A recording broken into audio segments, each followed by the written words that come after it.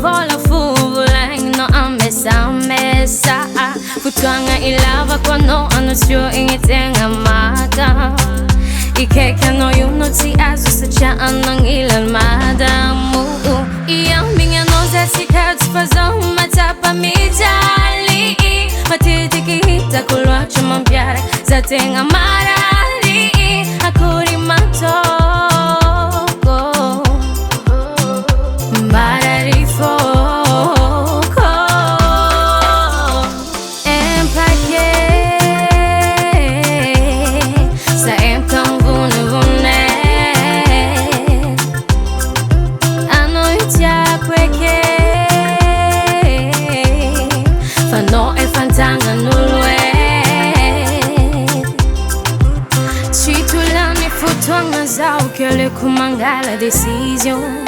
Be futwanga nyambesa nga maja nyareta nga chi solution Go iyambinga noza iyambinga poli kele kuzomaneya Sitanjingi lela mamino sananja yuza sina Iyambinga noza tikatu fazo matapa mijali Matitike hita kulwacho mabyara zatenga marari Akori matoko Marari foko Empake Sa empam vune vune Ano itia kweke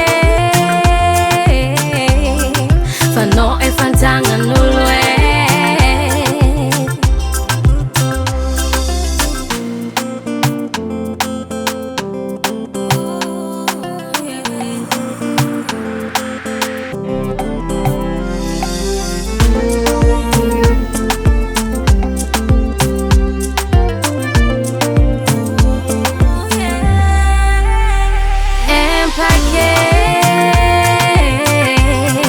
Sa empam vune vune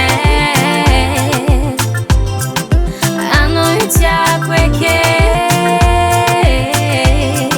Fano e fantanga nulwe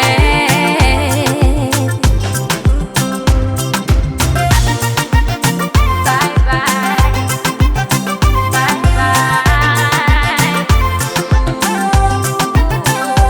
Ooh yeah